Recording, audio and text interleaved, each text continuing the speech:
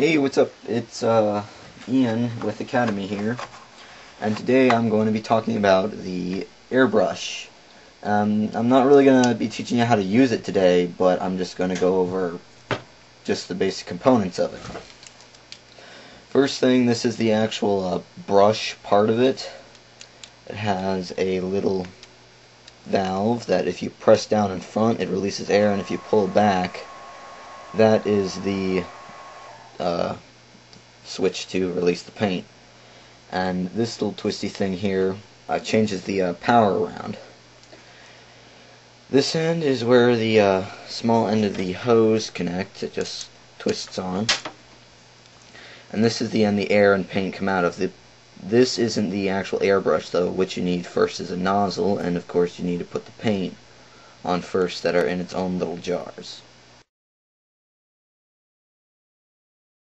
I have really right now only 2 jars, but I have this one, which is a full ounce gravity fed jar that all you have to do is just take it.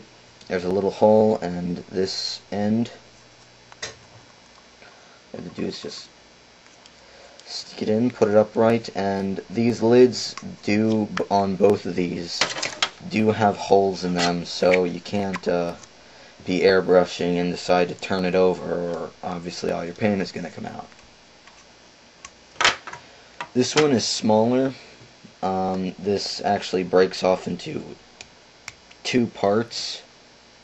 A large part where your paint goes in, a smaller part, and there is also a little slit in the bottom of the larger part, and I believe that is to, if you line it up with the small channel in this bucket, jar, whatever you want to call it, and if you, wherever the slit is turned, it controls the amount of paint that goes into the airbrush.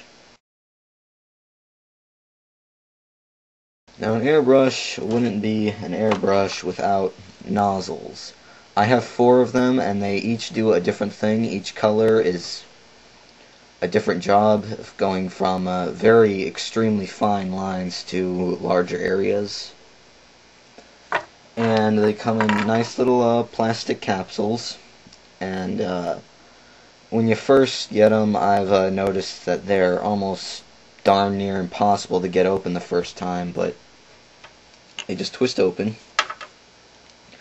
So this is the actual nozzle. This is what the paint comes out of. There is a end that presses in that, I'm not even sure if you can see it on this camera, but it's almost microscopic needle that comes out, and it is pretty sharp, so if you don't have these little spacers here, it can poke you pretty badly. So to put the nozzle on the airbrush, you simply put it into the air part and twist it in as far as it can go. And then most airbrushes come with this little thing, and what this is, it's essentially a wrench and a cleaning tool. I use it more as a wrench. What you do, you simply slip it over and you just give it a twist until it's well in there. And you gotta make sure it is in there pretty well, or else you could get paint that drips out of it, and that totally screws everything up. Okay, now the hose is a really important part, because obviously it's the part that gives air to the airbrush. And most hoses are just hoses. They're pretty small. And this one has a small screw attachment to hook up to an air compressor. But the hose that I use has a couple of extra features. One of it is this sort of slinky. And it can go very long, haven't even known how long, but it basically snaps back into less than a foot, so it's a very space-saving hose. This thing is a moisture and sludge catcher, and basically it takes the excess humidity and water, well, that would be humidity, and impurities out of the air, and it collects it so it doesn't get in your airbrush and either clog it up or screw up the paint.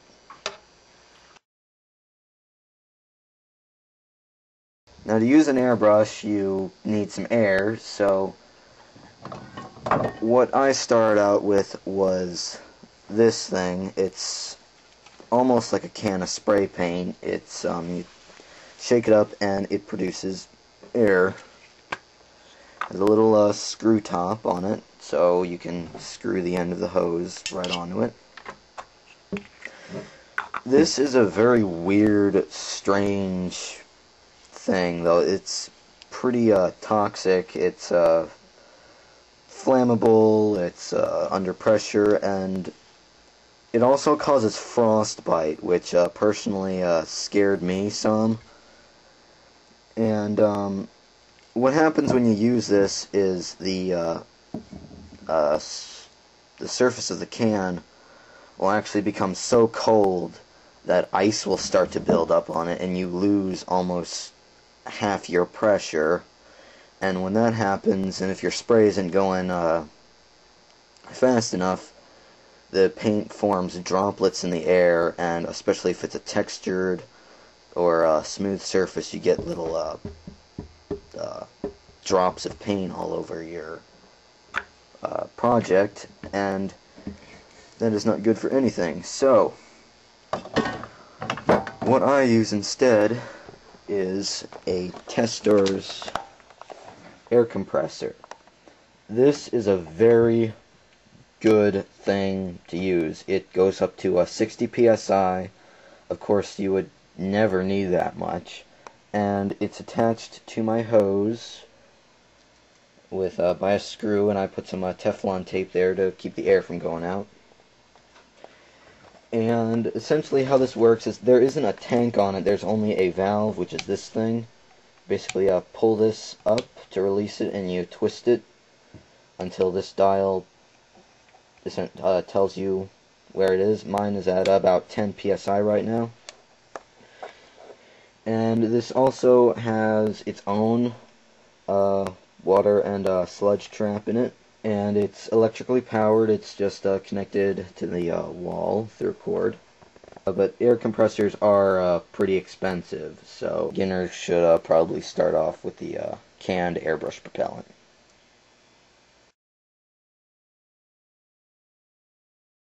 Now, for a long time, there might be some other people who still may think this, but some people may think that, oh, these spray paints are just as good as an airbrush. They're not. There's such a universe of difference between these two that I would use the airbrush over a can of spray paint any day.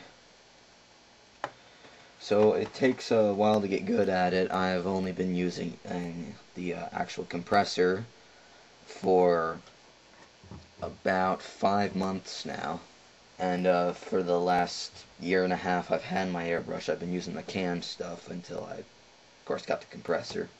So that's basically the airbrush. And oh, one more thing. You will most likely need a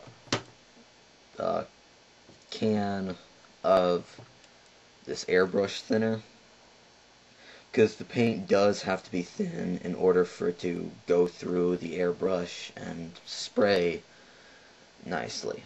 So that's the airbrush, and I'm Ian with Akademee, and thanks for watching.